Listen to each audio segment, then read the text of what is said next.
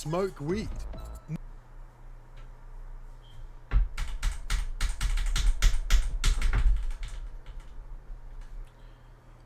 What's going on, YouTube, man? We reacted to football players. I'll smoke be weed, bro. blunt with you.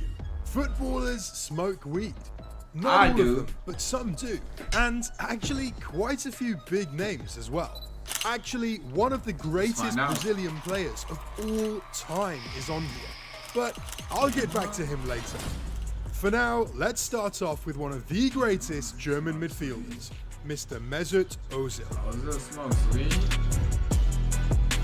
No wonder he got them big ass eyes. It's a big secret if he smokes weed regularly or if it was a one-time thing. But during a vacation in Ibiza a few years ago, he was caught blowing some clouds. And of course, the media went absolutely No way, crazy. he looked like Everyone he smoked demanded weed, an bro. explanation. Mesut Ozil had one, but you could feel he had to make it up on the spot. That's why Arsenal It was a because fuck I on lost the him. bet, and therefore only a one-time thing. You gotta I cap. assure you, I do not smoke. Yeah, right, Ozil. I've got a suspicion he lost quite a few other bets after this one. But who knows? He's had a staggering career, so apparently played for it Madrid. wasn't that big of a deal after all. Ozil's reason was kind of silly, but at least he wasn't Yeah, stupid enough forgetting to he played for snitch on Madrid. himself, as Roberto Mancini did back in the day. Former player and manager Mancini confessed to smoking weed on a TV show while sitting next to Carlo Ancelotti. Roberto admitted to blazing while he was in charge of Lazio. You might expect the media to go crazy again, but no, nobody cared. Maybe because he wasn't a player anymore, or because he simply admitted it, so it wasn't such a sensational story to tell. But before I move on to the next player, you need to understand why footballers smoking weed is such a big deal, and why it got forbidden in the first place. See, it's the World Anti-Doping Agency that determines which substances are banned in sports based on three simple Why is weed criteria: banned? Let me know. performance enhancement, health risk, and if it violates the spirit of sport. Now, as some of you might know, weed doesn't make you faster or stronger. It actually makes you quite slow. So why would it even be banned? Well, according to a study done in 2011, cannabis reduces anxiety and stress before, during, and after a game, making it easier for players to perform under pressure. Think about the So intense that is proven fact. So it's proven making fact. it easier for players to perform. So I Before, could keep in smoking 2011, weed, man, 'cause I'm cannabis bumping them bitches. reduces anxiety. I'm stressed the fuck out on life. Well, I'm finna cry and think about that shit. And I don't like to talk about my anxiety. Cause niggas, everybody got anxiety nowadays, so I just keep that shit to myself. And stress Fuck anxiety. before, during, and after a game, making it easier for players to perform under pressure. So no wonder Think I love about the weed. intense pressure a player must feel when they step up to take a penalty in front of I'm never thousands happy. or even millions. A few puffs I'll of the stop devil's smoking lettuce weed. and all that stress disappears. Maybe Snoop Dogg and Wiz Khalifa should sign up as professional penalty takers. Some newer studies have disproven these results, but the WADA has still kept weed as a banned substance from sports. But this hasn't stopped some ballers from hitting a blunt once in a while. And this next guy didn't just smoke marijuana, he owned a whole damn farm. Gino Coutinho was a Dutch goalkeeper who played for some of the big teams in the Dutch Eredivisie. He struggled to break into the first team of any club until he joined ADO Den Haag in 2010. But it turns out Gino's career was not the only thing that was rising at that point, because behind the scenes, Gino was getting high as a kite. He was so in love with these heavenly plants that he had built a plantation with different types of marijuana. Not one, not two, but 4,200 different types of pot. He meant business and wasn't joking around. Well, that was up until the law enforcement agencies caught up to his activities and sentenced him to 12 months in prison. His career quickly went downhill after this incident, but I'm sure he'll always stay up high in the clouds. But Chris Armstrong was way luckier than Gino still when in he jail? got busted for smoking weed back in the 90s. Believe it or not, there was a time when football players could drink a beer during half time. The alcohol was leading to a lot of wasted chances on the field. I Pun know, intended. I don't know why they So at stopped some it. point, that culture had to shut down. But the death Why? of that culture gave birth to a new one. Smoking weed! And Chris Armstrong was right in the middle of it. It was a random weekday when Chris was alone at home, when he got a visit from a beautiful lady. She didn't want much from him.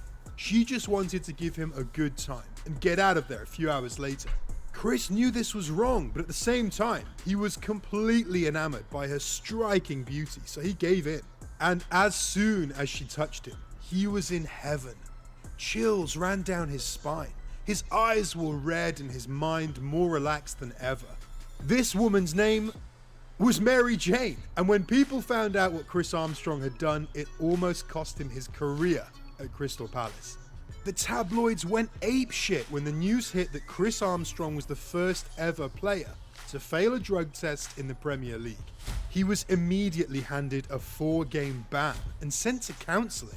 The whole thing was considered a giant freakout by the FA, especially since other Man, so I players were can't given even lesser go, bro. punishments for That's crimes like crazy. assault or even cocaine use. But Well, I'll keep that for another video. go stream that If you Live want to know Ricky. when it goes online, don't forget to subscribe. Why you putting And don't worry, Neymar, bro? I'll get to This our nigga Brazilian smoke weed. friend in just a second. People thought Chris's career would take a nosedive at that point. But he fuck silenced is this? everyone I when don't he know walked out of this Crystal nigga, Palace bro. to go to Tottenham I don't with a know this. $5 million contract. It turns out England isn't the only place where they freak out over players smoking a spliff. The French league does not play around either. Here's one thing you need to do before buying anything online. Don't spend another dime on Amazon until you watch. And Bernard Lamar found that out the hard way. This guy was living the goalkeeper's dream in France. He won a league title and 2 French Cups with PSG. He also had 40 international caps for the France national team. But you see, when Lamar wasn't catching high balls, he was somewhere catching a different kind of high. And nobody really knew until one fateful match day when France was going up against the Netherlands in a friendly in February of 1997. Bernard Lamar tested positive for cannabis and was immediately banned for 2 months. He was also dropped from the team. This didn't stop Lamar, however. He moved to West Ham and then went back to PSG a few years later and ended up retiring at Rennes.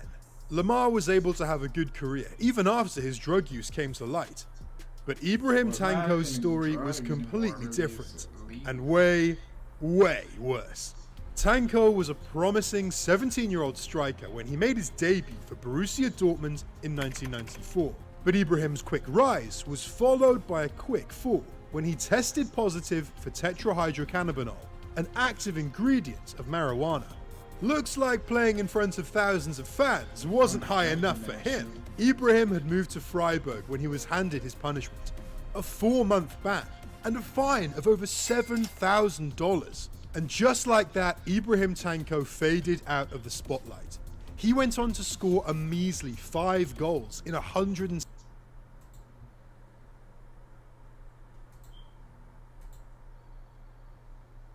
Bro, what the fuck, bro?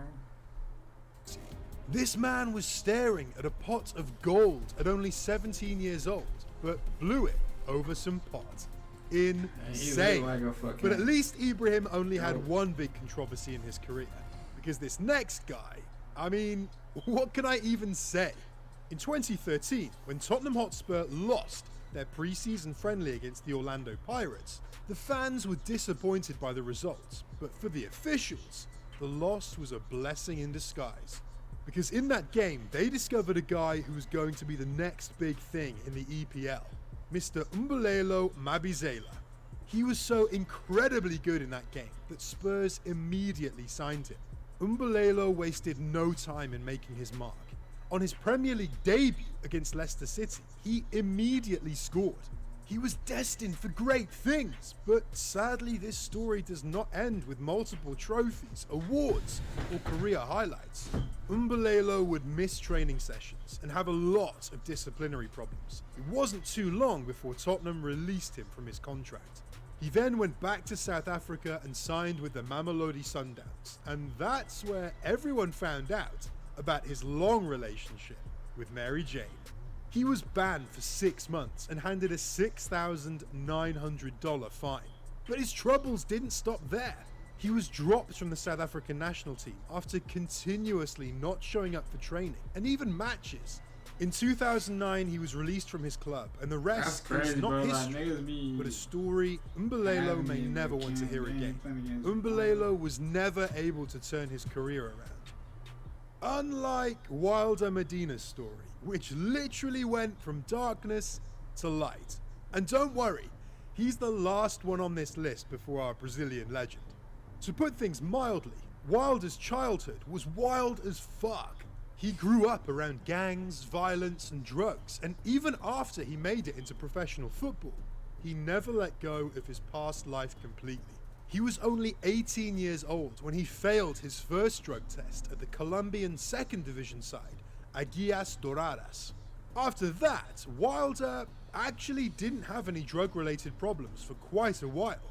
It was only 12 years later that he'd fail another drug test, where he was handed a 3-month ban at Deportes Tolima. Wilder came back to the beautiful game after his ban, but it wasn't too long until things got wilder. He tested positive on another drug test and was banned for 1 whole year and had to pay a fine of $1,750 to the Colombian league. He served his ban successfully, came back to the team, and I wish I could tell you that this was the point where he turned his life around. But unfortunately, that's not how the story goes. Wilder failed yet another test, but this time it wasn't just marijuana, but also something much, much more serious. Turns out Wilder wasn't only into Mary Jane, but was doing coke as well. Deportes Tolima had enough and sacked Wilder from the club completely. Medina's love of getting high had caused him to hit rock bottom. He needed a savior, and he needed it now. In steps the man named Cesar Pastrana. He was the president of the football club Santa Fe. He took Wilder in and gave him the help he needed. And by 2013, Wilder was rehabilitated and back in the game. He finally showed his true potential by banging in 30 goals during the 2013-2014 season and never tested positive for any drugs ever again. It's crazy to think about where Wilder could have been if he never would have had a drug problem. But I guess we'll just never know. Just like the tragic case of the Brazilian legend Adriano Leite Ribeiro. This man used to be one of the GOATs. I can remember watching his legendary skills, but unfortunately he ended up spiraling into all kinds of vices, including allegations of marijuana use. And you'll need to hold on for this one, as this might be one of the craziest football stories of all time. See, Adriano had just left Milan to go and play for the Brazilian national team, but failed to return to Inter after the break. Everyone was wondering where the hell he was, and that's where stories started spreading of Adriano being spotted at a party in Brazil. But not just any party. This was a party hosted by a local drug trafficker in Adriano's hometown. There were also claims of people saying they saw him with 2 pistols in his belt, smoking marijuana and drinking relentlessly. He cried, complained about fame, and said money isn't everything. What a fucking story. But later on, the police reported that those claims were utter BS. So it's hard to say if he was ever smoking weed, but it's a very, very suspicious story. I'll let you decide in the comments, guys. And if you're not looking to debate, just watch this video on 10 other football players who smoke. You'll be absolutely shocked.